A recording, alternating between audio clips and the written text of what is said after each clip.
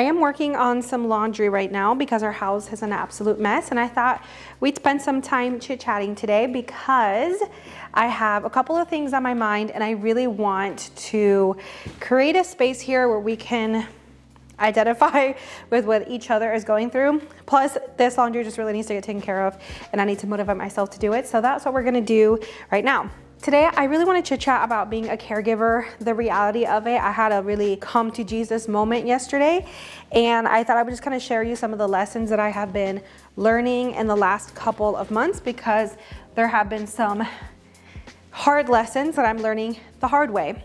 So if you are a caregiver and you are someone who is really taking care of a sick loved one, of a sick spouse or anything like that, and you're going through some really tough challenges, this video is for you. This is a type of video that I have needed in my own journey, and so I know that there is a need for it out there. So my husband is on dialysis. We're trying to get him on the transplant list. We should be hearing back this week. I'm actually filming another video at the same time I'm filming this one, where I am filming the process, and I'll link down below the first part of kind of this series that I am going to continue on my channel about getting to the transplant list and hopefully getting a kidney transplant this year. That's our goal, but there's a lot of things that are still out of our control, but we are very hopeful that it could be this year. I am documenting that, and my husband actually got sick because in 2021 he got COVID. I talk about it all the time, and I'll link our podcast down below so that you can listen to our story and also listen to Daniel's perspective. We have a YouTube channel together called the Yorros. So I really want to share those authentically in this channel, because I know that I'm not the only one who struggles with being a caregiver and all of the difficulties that come along with that. I know that it's very, very difficult to care for a loved one, especially when it's a spouse, because when it's a spouse, every pain they go through, every difficulty that they go through, you find yourself kind of feeling that yourself.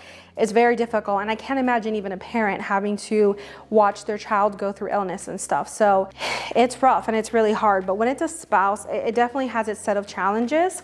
This laundry is folded, and I will get this hung up later. Anyways, when you're dealing with a sick spouse, you deal with a lot of anger, and not towards the spouse, but like towards the situation. And I wanted to get really authentic about that today. I find that I feel better when I just authentically share what I'm going through, and it's not pretty what we're going through. Just to kind of detail some of the things that we struggle with is, my husband has issues at this point with weakness and mobility.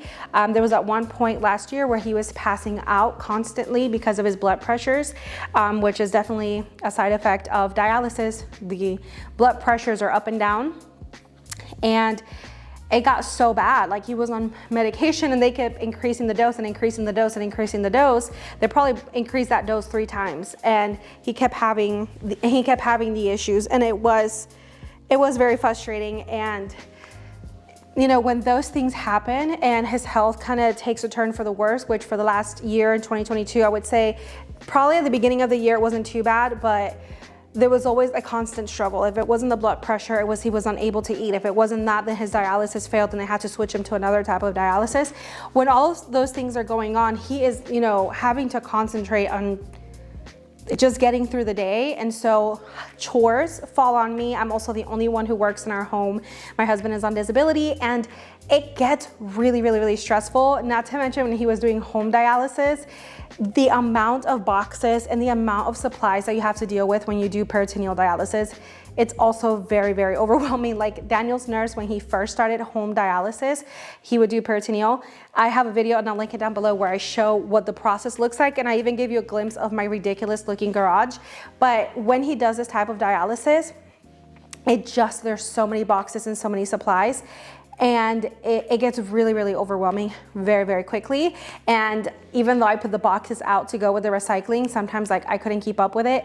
And his nurse actually had to come to our home and look at the house and see if we had the actual space to store everything, which I thought was pretty interesting. She had to do a home visit first, and I was like, oh, this is gonna be really bad. So when we got the first shipment, it was like a whole pallet full of boxes. But I am trying to make my life a little bit easier. So I actually have a box right there behind me that just got here from Amazon.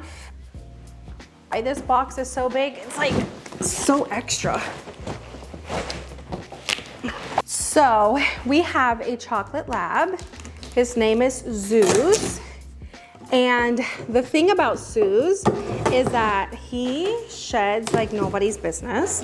And so I have been struggling to keep up with his fur. Guys, this is hilarious. It's like this big old box, and it is so unnecessary. To tell you a little bit about Zeus, he's a chocolate lab and he just sheds like crazy. And in the winter, you guys, like I will pat this dog and take clumps of hair, not on purpose, but like he is shedding so bad that I just pat him and then I end up with a clump of hair in my hand, and it's getting unbearable. And there's some weeks, like if we're so busy with doctor's appointments or I'm just tired and just kind of forget about it, I will then find myself having to clean a ridiculous amount of fur. And his room is right. Am I pointing to it? No, his room is the one on this side of the hallway. So yes, this dog has his own room. And I hate putting dogs in crates, honestly. I feel so bad, but that's his room. He has a gate, so we do leave the door open so he doesn't feel lonely. And then the other room is my office. He just sheds so much and I try to keep it all contained in that room. But like, I hate leaving him in there all the time. So he does come around the house and stuff like that. And our house is not that big and it really gets overwhelmed with fur very quickly.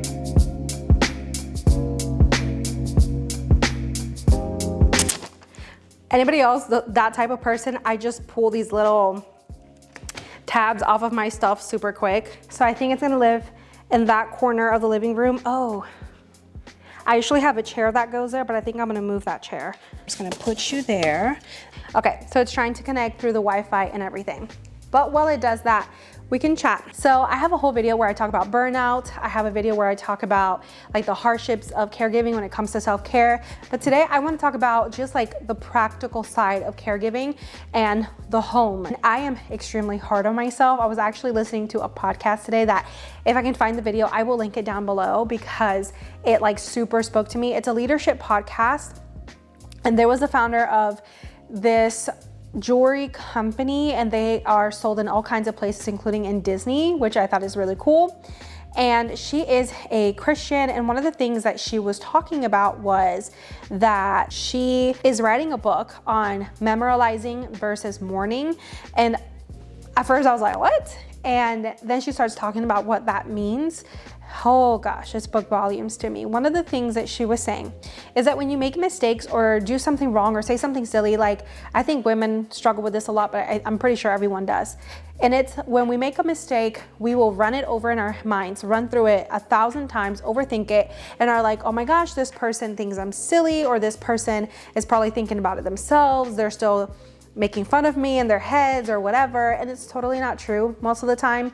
And we will memorialize that mistake or that really bad thing that happened in our lives instead of just, mourning what happened and moving on. So for me, that looks like not being able to meet, especially my own expectations. Like I feel like, oh, God hates me. He's angry with me. I am such a bad wife because I forgot to make this appointment for my husband.